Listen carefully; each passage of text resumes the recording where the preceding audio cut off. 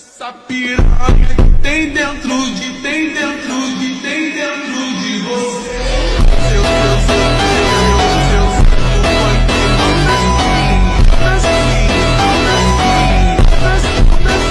It has only been 4 days since Leon returned to Earth, but our poor Hari looks as if she has suffered for almost 40 years. It's only been 4 days, but so much has truly happened. I am really exhausted, she says, letting out a deep sigh. The first problem was taxes. When Hari asked Leon to pay taxes, our arrogant king replied, "How dare they even think of demanding taxes from me when I am the king of another country?" he said in anger. Hari pleaded, "You can pay with monostones instead," but Leon cut the issue short by saying, "A king does not sit around counting coins. Why are we discussing the duties of the people who work under me right here? End the talk about coins now. This is not my job," and completely dismissed the matter. Hari was left with no choice but to watch in silence. After that, they gained new followers with the aim of spreading holy power in their territory. However, when the poor farming grandfather and grandmother asked Leon how they should pay their taxes, our man said without any hesitation, "Submit 90% of your harvest as an offering. See how generous I am," he said casually. While the grandfather was in shock, saying, "With national taxes and the cost of living being so high, 90% is..." Leon calmed them by saying, "Why does a follower of the goddess worry about starving? Our guild will take care of everything. Welfare, living expenses, and food." But guess what? Everything turned upside down when Hari showed the appraisal of the blessed rice they had grown. Just 80 kilograms of rice was worth 150 million won. Upon hearing this, the grandfather and grandmother immediately began to believe in the goddess faithfully, saying, "A sack of rice is that expensive? Even if we give 90%, we are going to be rich." Money is truly powerful. But the biggest problem was Leon's living situation. When Hari moved him into a luxury apartment, our king got angry again. "Are we on a battlefield? How dare you give me a place like this without a single work of art?" He demanded a luxury bed, servants standing ready at all times, and artworks he could admire whenever he pleased. Poor Hari called 5-star hotels until 2 a.m. and finally found a luxury suite. After literally bowing and begging, "My lord, please, just go to sleep now," they agreed on placing just one painting or a piece of porcelain in his room. When will Hari's suffering ever end? All right, let's dive into today's events. Our poor Hari woke up early in the morning and is delivering food to that formidable king. Arriving outside his room, she says, "Your Majesty, it's Hari," and from inside, our man calls out in a haughty voice, "Enter." When she enters the room, wow, our Leon is sitting there in his bathrobe, drinking wine like it's grape juice in the morning. Look at those muscles, impressive, right? As Hari brings over his breakfast, Leon suddenly asks, "Have you eaten yourself?"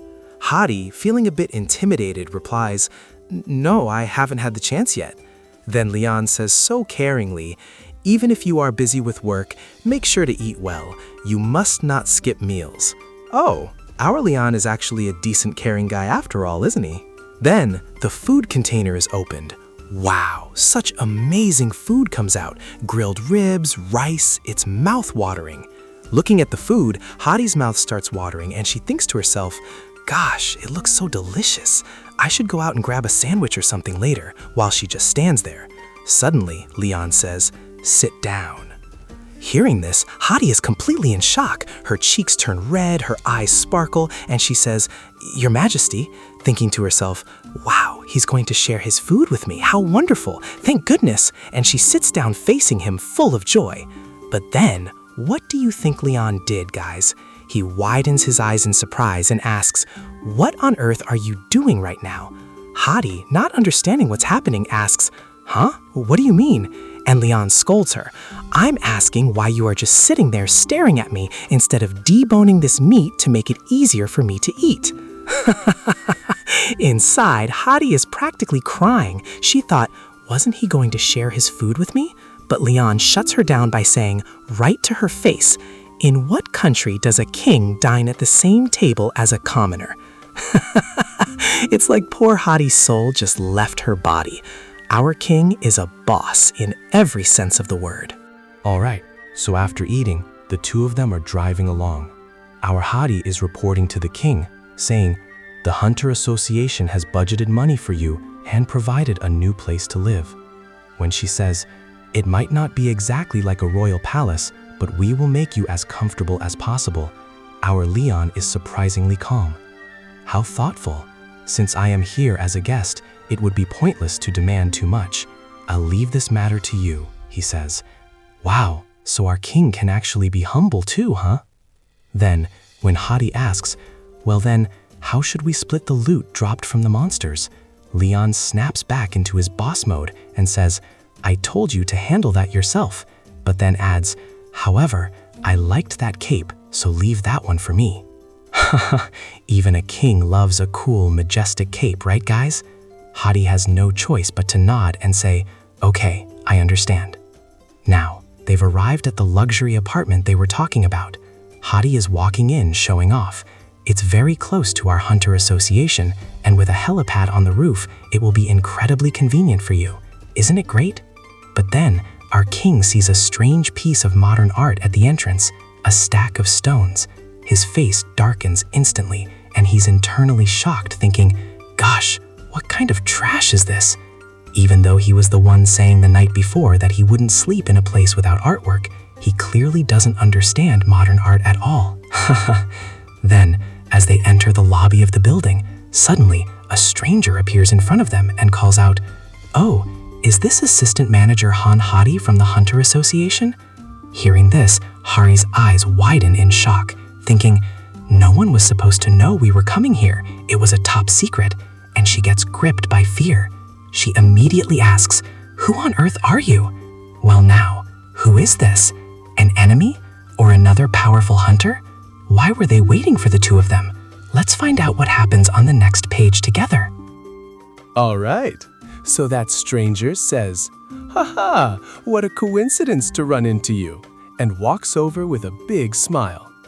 Then he introduces himself, saying, "I am Park Jung-chan, the chairman of Dujung Group."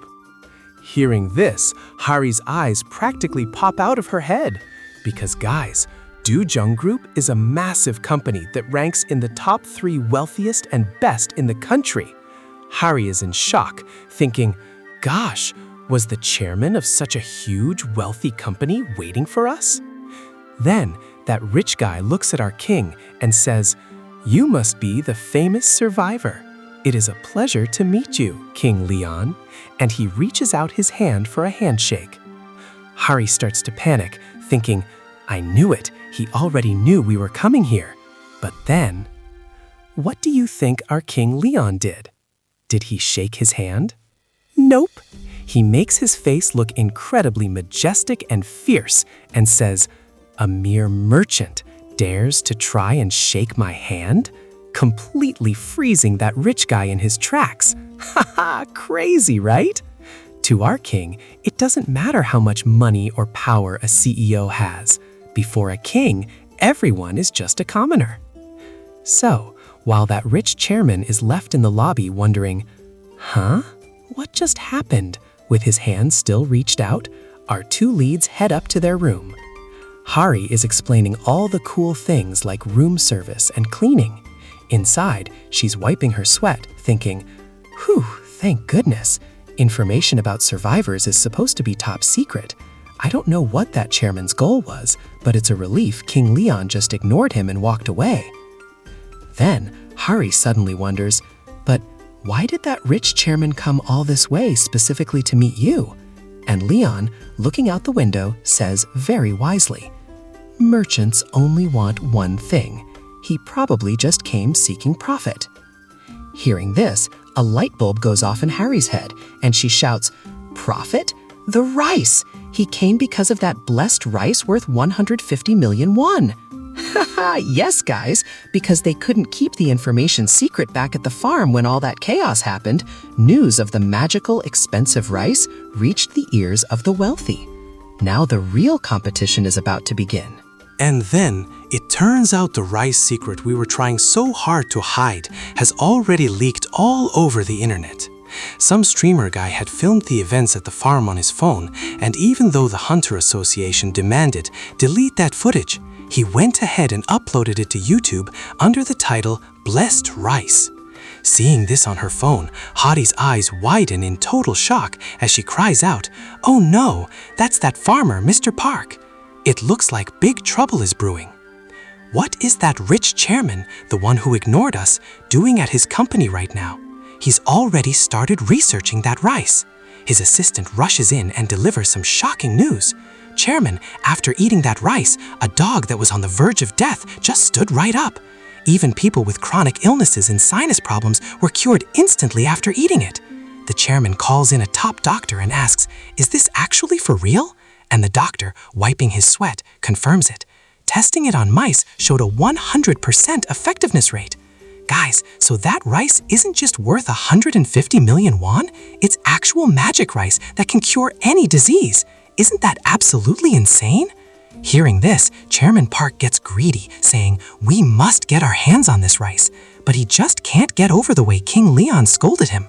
"Calling me, the chairman of the wealthiest group in this country, a mere merchant?